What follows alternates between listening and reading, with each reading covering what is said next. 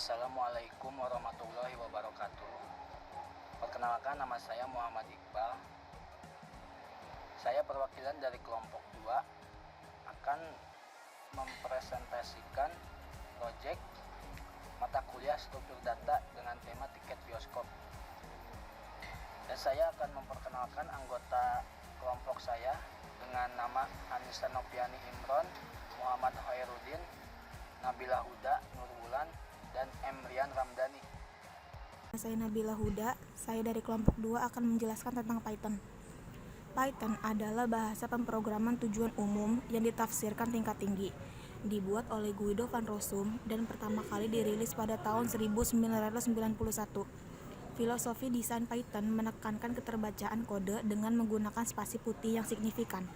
Konstruksi bahasa dan pendekatan berorientasi objek bertujuan untuk membantu pemrogram menulis kode yang jelas dan logis untuk proyek skala kecil dan besar. Python diketik secara dinamis dan pengumpulan sampah. Ini mendukung beberapa paradigma pemrograman, termasuk pemrograman terstruktur, terutama prosedural, berorientasi objek, dan fungsional. Python sering dideskripsikan sebagai bahasa termasuk baterai karena perpustakaan standarnya yang komprehensif. Penerjemah Python tersedia untuk banyak sistem operasi. Komunitas pemrogram global mengembangkan dan memelihara si Python. Implementasi referensi yang bebas dan sumber terbuka. Sebuah organisasi nirlaba, Python Software Foundation, mengelola dan mengarahkan sumber daya untuk mengembangkan Python dan si Python. Ya, saya Muhammad Hoirudin ingin menjelaskan tentang sejarah Python.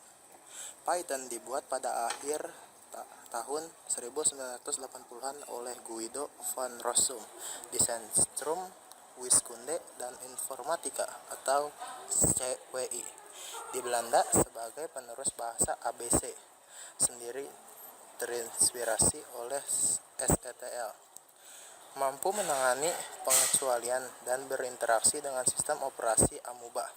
Implementasinya dimulai pada bulan Desember 1989.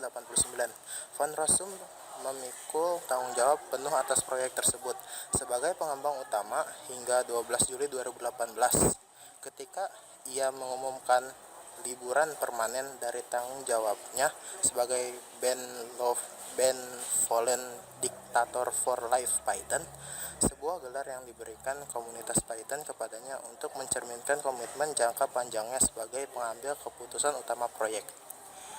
Python 2.0 dirilis pada 16 Oktober tahun 2000 dengan banyak fitur utama baru, termasuk pengumpul sampah, pendeteksian siklus, dan dukungan untuk Unicode. Tanggal akhir masa pakai Python 2.7 yang awalnya ditetapkan pada tahun 2015, kemudian ditunda hingga tahun 2020 karena sejumlah besar kode yang tidak dapat dengan mudah dilanjutkan ke Python 3. Ya, saya Muhammad Iqbal. Saya akan menjelaskan sintak dan sematik. 1. Pernyataan if yang secara kondisional mengeksekusi blok kode bersama dengan else dan elif, sebuah kontraksi dari else if. 2. Pernyataan for yang melakukan iterasi pada objek yang dapat diulang, menangkap setiap elemen ke variabel lokal untuk digunakan oleh blok terlampir. 3. Pernyataan while yang mengeksekusi sebuah blok kode selama kondisinya benar. 4. Pernyataan def yang mendefinisikan fungsi atau metode. 5. Pernyataan break keluar dari loop. 6. Pernyataan print diubah menjadi fungsi print dalam kurung dengan Python 3. Perkenalkan, nama saya Anissa Nopiani Imran dari kelompok 2. Di sini saya ingin menjelaskan pustaka standar Python. Pustaka standar Python yang besar biasanya disebut sebagai salah satu kekuatan terbesarnya, menyediakan alat yang cocok untuk banyak tugas. Untuk aplikasi yang terhubung ke internet, banyak format dan protokol standar seperti MIME dan HTTP didukung. Ini mencakup modul untuk membuat antar pengguna grafis, menghubungkan ke database relasional, menghasilkan nomor pseudo-random, artimatika dengan desimal presisi sewenang-wenang, memanipulasi ekspresi reguler, dan pengujian unit. Ini saja dari saya, terima kasih. Mungkin akan dilanjut dengan teman-teman saya. Sekarang untuk skrip. Pertama, ada perintah print. Print berfungsi untuk mencetak atau menampilkan objek ke perangkat keluaran layar atau file teks. Pertama, print dalam kurung selamat datang. Selanjutnya, print dalam kurung di pemesanan tiket bioskop. Selanjutnya, print dalam kurung garis dikali 50. Selanjutnya, nama adalah jenis variabel berjenis string. Nama sama dengan input dalam kurung kutip masukkan nama. Selanjutnya, jumlah 1 sama dengan in dalam kurung input dalam kurung tiket yang dibeli. Kemudian print garis kali 50. Kemudian print dalam kurung film yang sedang tayang. Selanjutnya, print pilihan film. Print 1 Awake. Print 2 Cruella. Print 3 Raya and the Last Dragon. Print 4 A Quiet Place Part 2. Print 5 Fast and Furious 9. Selanjutnya, film underscore pilihan merupakan variabel jenis string. Film underscore pilihan sama dengan input dalam kurung masukkan nomor film. Selanjutnya, pernyataan if yang secara kondisional mengeksekusi blok kode bersama dengan else dan elif. If film underscore pilihan sama dengan 1.2, judul sama dengan awake, harga 40.000. Elif film underscore pilihan 2, judul Cruella dengan harga 40.000. Elif film underscore pilihan 3, judul Raya and the Last Dragon, harga 40.000.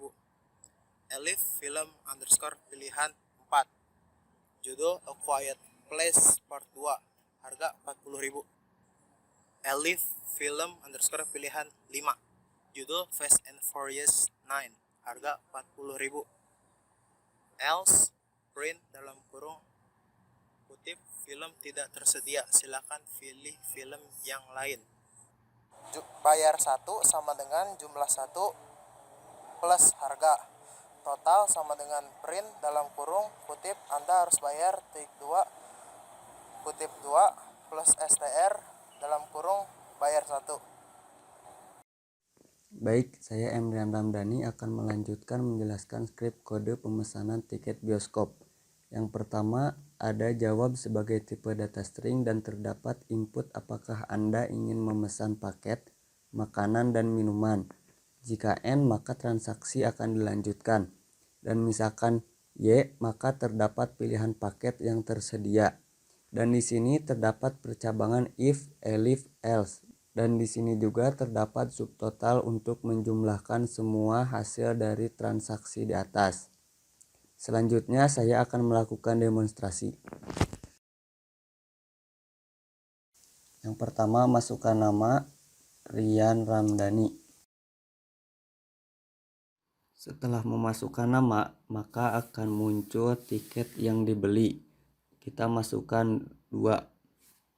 Maka akan menampilkan film yang akan sedang tayang. Di sini terdapat Awake, Cruella, Raya and the Last Dragon, A Quiet Place Part 2, and Fast and Furious 9. Masukkan nomor film. Di sini saya akan masukkan nomor kode film Cruella, masukkan angka 2. Dan di sini muncul apakah Anda ingin membeli paket minuman dan makanan. Ketik Y jika Anda ingin memesan, maka akan menampilkan daftar combo minuman dan makanan. Di sini saya akan memilih combo 2. Setelah memasukkan combo pilihan Anda, maka muncul jumlah combo yang akan dipesan. Di sini kita tulis 2. Total bayar 160.000. Uang yang dimasukkan 170.000. Maka akan menghasilkan uang kembalinya 10.000. Sekian demonstrasi program pemesanan tiket bioskop. Demikian beberapa hal yang kami bisa sampaikan pada kesempatan hari ini. Kami ucapkan mohon maaf yang sebesar-besarnya apabila ada tutur kata maupun tindakan yang kurang berkenan. Dengan ini, presentasi hari ini saya tutup.